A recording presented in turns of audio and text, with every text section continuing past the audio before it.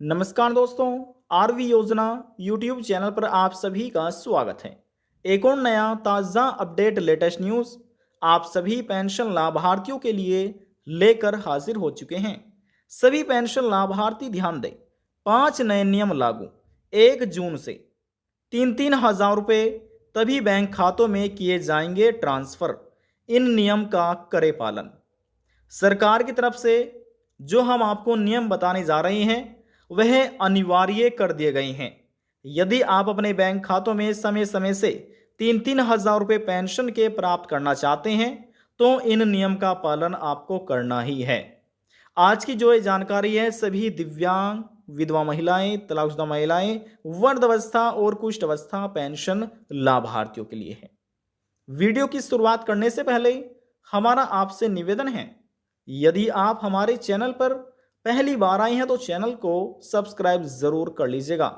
साथ ही bell icon के button को प्रेस करना ना भूलें ताकि जो हमारी वीडियो का नोटिफिकेशन है वह सबसे पहले आपको प्राप्त हो और आप सबसे पहले ही उसका लाभ उठा सके। चलिए वीडियो की शुरुआत कर लेते हैं। देखिए, बात कर रहे हैं पेंशन से संबंधित 5 न्यू रूल्स के बारे में, न्यू रूल्स न्यू पॉलिसी के बारे में जो कि इम्प्लीमेंट कर दिए गए हैं। देखिए, आप किसी भी राज्य के पेंशन लाभार्थियों, इसमें कुछ नियम कॉमन हैं जो कि सभी राज्य के लिए सरकार की तरफ से अनिवार्य कर दिए गए हैं। कौन से वे कॉमन हैं ये भी यहाँ पर आपको बताए जाएंगे। अब देखिए, यहाँ पर जैसे आपका दिल्ली है, आपका उत्तराखंड, यूपी और भी अन्य राज्य हैं जिनमें यहाँ पर समय समय से पेंशन वेरिफिकेशन प्रक्रिया चलाई जाती है। जैसे कि अभी वर्तमान में बात करें दिल्ली की, तो दिल्ली में पेंशन वेरिफिकेशन प्रक्रिया चल रही है जिसे आप डोर टू डोर पेंशन सर्वे भी कह सकते हैं। दिल्ली सरकार की तरफ से डोर टू डोर ये प्रक्रिया चलाई जा रही है, यानी कि घर घर जाकर अधिकारियों द्वारा यहाँ पर पेंशन सर्वे पूरा किया जाएगा और यह प्रक्रिया वर्तमान में चल भी रही है जिसमें वृद्धावस्था, विधवा महिलाएं, तलाकशुदा महिलाएं और जो दिव्यांग है इन सभी का सरकार की तरफ से ये पेंशन सर्वे किया जाएगा। और देखिए, सरकार इस वजह से यहाँ पर समय समय से सर्वे इसलिए कराती है ताकि सरकार की और विभागों को ये मालूम हो सके कि कौन से वे पेंशन लाभार्थी हैं जो अपात्र की श्रेणी में आ चुके हैं, यानी कि जो अपात्र हैं, और कौन से वे पेंशन लाभार्थी हैं जिनकी मृत्यु हो चुकी है, जिनका स्वर्गवास हो चुका है। अब जो अपात्र होंगे और जिनकी मृत्यु हो चुकी है उनका लिस्ट से नाम हमेशा के लिए काट दिया गया है। उनके बैंक खातों में पेंशन का पैसा ट्रांसफर नहीं किया जाएगा। अब जो बच्चे पात्र पेंशन लाभार्थी, उन्हीं के बैंक खातों में सरकार की तरफ से पेंशन का पैसा ट्रांसफर किया जाएगा। अभी ये प्रक्रिया दिल्ली में चल रही है वर्तमान समय में। यदि हम बात करें यूपी की, तो उत्तर प्रदेश राज्य में ये प्रक्रिया 1 अप्रैल 2025 से लगाकर 25 मई 2025 तक चलाई जाएगी और उत्तर प्रदेश में इसके बाद 25 मई के बाद ये प्रक्रिया समाप्त हो जाएगी। जैसे यह प्रक्रिया समाप्त हो जाती है उसके बाद यहाँ पर लिस्ट विभागों को फॉरवर्ड कर दी जाएगी, शासन को ट्रांसफ़र कर दी जाएगी और इसके बाद जून के महीने में सरकार की तरफ से पेंशन का जो पैसा है वह लाभार्थियों के बैंक खातों में ट्रांसफ़र किया जाए। देखिए, अब हम यहाँ पर आपको एक प्रूफ के साथ जानकारी अपडेट करने जा रहे हैं, तो ध्यान से आपको इसको समझना है। देखिए दोस्तों, यहाँ पर आप लिखा देख रहे हैं वृद्धावस्था पेंशन योजना के विषय में। इसमें बताया गया है ऐसे आवेदक जिनकी आयु 60 वर्ष या उससे अधिक हो तथा जो गरीबी रेखा के नीचे हो या उनकी वार्षिक आय अधिकतम शहरी क्षेत्र में 56,460 व ग्रामीण क्षेत्र में 40,080 तथा हो योजना के अंतर्गत पात्र की श्रेणी में आते हैं। योजना के अंतर्गत 60 वर्ष से लगाकर 79 वर्ष के पात्र पेंशन धारकों को 1,000 रुपये दिए जाते हैं प्रति महीना, जिसमें 800 रुपये तो देती है राज्य सरकार और 200 रुपये अंशदान करती है केंद्र सरकार। एवं 80 वर्ष या उससे अधिक आयु के पात्र पेंशनर्स को 500 रुपये राज्य सरकार और 500 रुपये केंद्र सरकार धनराशि देती है। तो इस प्रकार से ये 1,000 रुपये पेंशन के दिए जाते हैं। अब देखिए ऑनलाइन आवेदन कैसे किया जाता है। बात हो रही है उत्तर प्रदेश पेंशन योजना के बारे में, जो यहाँ पर इस ऑफिशियल वेबसाइट पर आपको जाना है और ऑनलाइन आप आवेदन कर सकते हैं। अब देखिए यहाँ पर आवेदन के बारे में, ये दस्तावेजों के बारे में बताया गया है, आप इसको पढ़ भी सकते हैं, लेकिन यहाँ पर जो नियम हैं, हम नियम के बारे में यहाँ पर बात कर रहे हैं। अब जो नियम इस पॉइंट में लिखे गए हैं, देखिए बताया गया है, आवेदक के क्रियान्वयन में पारदर्शिता लाए जाने के लिए उद्देश्य से योजना के अंतर्गत आच्छादित लाभार्थियों का सत्यापन प्रत्येक वर्ष में अप्रैल से जून में कराया जाता है। सत्योपरांत देखिए यहां पर लिखा है ना, सत्योपरांत चिन्हित मृतक एवं अपात्र पेंशनर्स को पेंशन सूची से हटाकर उनके स्थान पर यहां पर जो नए पेंशनर्स है पात्र, उनका चयन यहां पर किया जाता है। तो देखिए यहां पर आपने ये जो प्रक्रिया चलाई जाती है, यहां पर इसमें लिखा है ना अप्रैल से जून, जिसमें अप्रैल मई जून 3 महीने इसमें दिए जाते हैं, अप्रैल मई जून।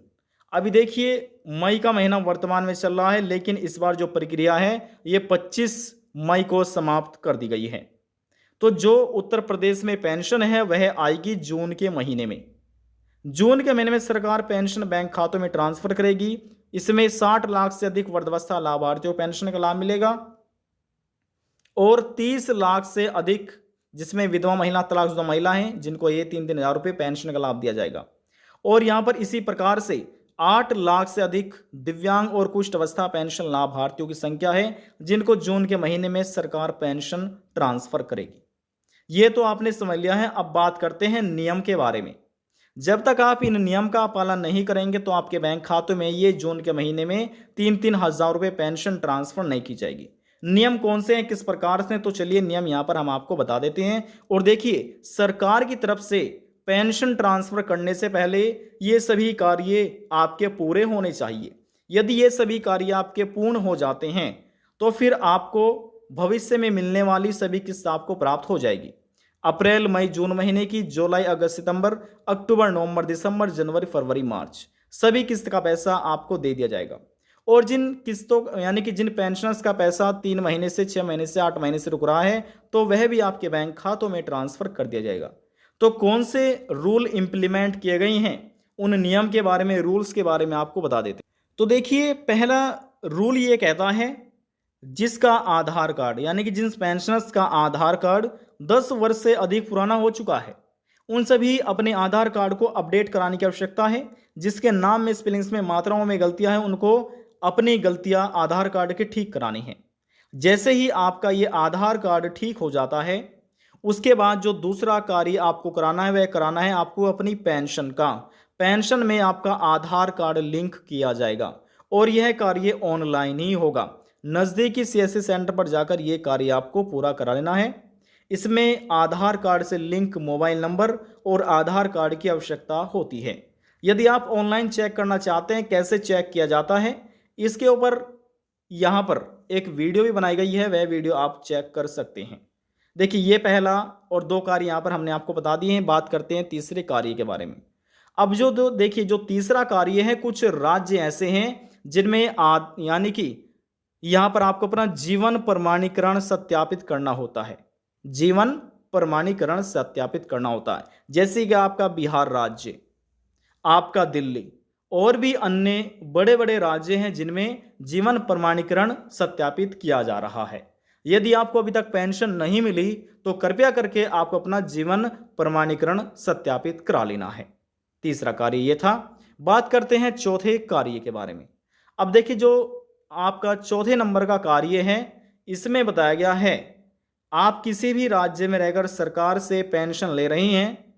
अब देखिए जो ज़्यादातर, चाहे आपका राज्य सरकार हो या आपका केंद्र सरकार यानी कि central government, state government scheme या सेंट्रल गवर्नमेंट स्कीम, ज़्यादातर जो पेमेंट करती है पेंशन का पैसा या अन्य किसी भी योजना का पैसा जो सरकार ट्रांसफ़र करती है, वह डीबीटी बेस्ड किया जा रहा है, डायरेक्ट बेनिफिट ट्रांसफ़र। अब यह कार्य पूरा करने के लिए सबसे पहले आपको अपना बैंक खाते से एनपीसीआई मैपिंग कराना होगा। एनपीसीआई का मतलब है national payment corporation of India. ये कार्य कैसे होगा? पूरा होने से पहले समझ लीजिए, इसमें आपके आधार कार्ड की आवश्यकता होती है और बैंक की पासबुक, आधार कार्ड से लिंक मोबाइल नंबर। चाहे आपका बैंक खाता एसबीआई हो, पंजाब नेशनल बैंक में, केनरा बैंक में या फिर अन्य बैंक में, जहाँ पर भी आपका बैंक अकाउंट है उस ब्रांच में आपको जाना है, उनको बोलना है तो कृपया करके आप हमारे बैंक खाते से एनपीसीआई को मैपिंग कर दीजिएगा। और हम इस पेंशन योजना का लाभ ले रहे हैं, डिसेबिलिटी का लाभ लें तो डिसेबिलिटी आपको बताना है, वीडो का ले रहे हैं तो वीडो का बताना है, और ओल्ड एज पेंशन का ले रहे हैं तो आपको ओल्ड एज पेंशन का बताना है। तो इस प्रकार से फिर यहाँ पर डीबीटी स्कीम आपके बैंक खाते से लिंक कर दी जाए। तो इस प्रकार से यह कार्य आपको पूरा करा लेना है। लाखों करोड़ों ऐसे पेंशन लाभार्थी हैं अलग अलग राज्य में, जिसकी वजह से पेंशनर्स की पेंशन जो है वह पेंडिंग में है। किसी की 3 महीने से, किसी की 6 महीने से, किसी की 8 महीने से ये पेमेंट पेंडिंग में है। देखिए, जो यहाँ पर हम आपको कार्य करने के लिए बोल रहे हैं, यदि आप ये सभी कार्य पूरे कर लेते हैं, यदि आपकी पेंशन रुक रही है तो वह भी आपके बैंक खातों में ट्रांसफर कर दी जाएगी। अभी तक यहाँ पर आपने 4 नियम समझ लिए हैं, 4 नियम। बात करते हैं 5वें नियम के बारे में। अब जो 5वां नियम है ये है पेंशन, यानी जो पेंशन लाभार्थी हैं उनके आवेदन फॉर्म से संबंधित। देखिए, कुछ गलतियां ऐसी होती है जब आप ऑनलाइन अप्लाई करने जाते हैं तो उनके द्वारा सीएससी सेंटर जो आवेदन करता होते हैं उनके द्वारा यहाँ पर आपके आवेदन फॉर्म में गलतियां कर दी जाती हैं। जैसे कि किसी के नाम में गलतियां हो जाती हैं, मात्राओं में, किसी के डेट ऑफ बर्थ में, या फिर किसी के आवेदन करते समय जब आप बैंक की डिटेल देते हैं उसमें। तो यहाँ पर इस प्रकार से जो भी गलती हो रही है, देखिए यदि हम बात करें उत्तर प्रदेश की तो उत्तर प्रदेश में कुल 75 जिले हैं और सरकार की तरफ से प्रत्येक जिले में जिला समाज कल्याण और विकास भवन बनाया गया है। यदि आप उत्तर प्रदेश राज्य के हैं तो जो भी आपका जिला है अपने जिले के विकास भवन या जिला समाज कल्याण में जाइएगा और वहां पर जाने के बाद आपको बताना है तो कृपया करके हमारी पेंशन क्यों नहीं आ रही है, ये सभी कार्य पूरे हैं।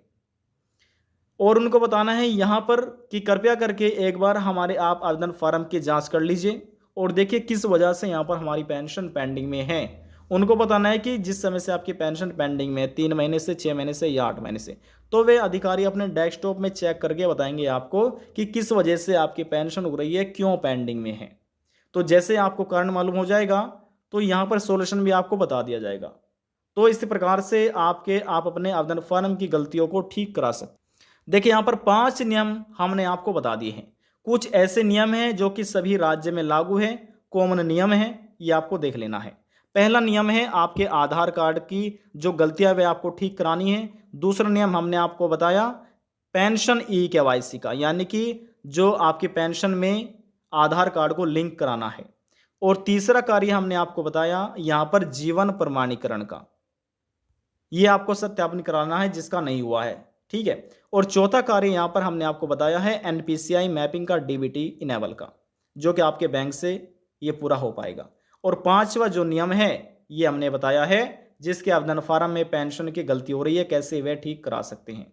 और ये ठीक कराने के लिए इसमें बैंक की पासबुक, आधार कार्ड से लिंक मोबाइल नंबर, इन डॉक्यूमेंट की आवश्यकता है। इस प्रकार से आप ठीक करा सकते हैं। तो यहाँ पर इन 5 नियम का आपको पालन करना है यदि आप 1 जून से अपने बैंक खातों में पेंशन का पैसा प्राप्त करना चाहते हैं। जिसका भी यहाँ पर ये सभी कार्य पूरे हो जाते हैं उनको यहाँ पर देखिए उत्तर प्रदेश में जून के महीने में पेंशन ट्रांसफर की जाएगी। तो इससे पहले ये सभी कार्य आपको पूरे कर लेने हैं। कुछ राज्य सरकार ऐसी है जो प्रति महीना पेंशन का पैसा लाभार्थियों के बैंक खातों में ट्रांसफर करती है, जैसे कि दिल्ली सरकार, जैसे कि आपकी बिहार सरकार, जैसे कि आपकी हरियाणा सरकार, आपकी एमपी, आपका उत्तराखंड, हिमाचल प्रदेश और भी अन्य बड़े बड़े राज्य हैं जिनमें प्रति माह ये पेंशन का पैसा दिया जा रहा है। तो यहाँ पर कुछ ऐसे कॉमन कार्य हैं जो आपको कर लेने हैं। इन नियम का पालन आपको करना है यदि आप पेंशन प्राप्त करना चाहते हैं। लास्ट में निवेदन ये करेंगे, चैनल को सब्सक्राइब और साथ ही बेल आइकन के बटन को प्रेस करना ना भूलें। अब हम आपसे मिलते हैं नेक्स्ट वीडियो में एक और नई जानकारी के साथ। तब तक के लिए जय हिंद, जय भारत।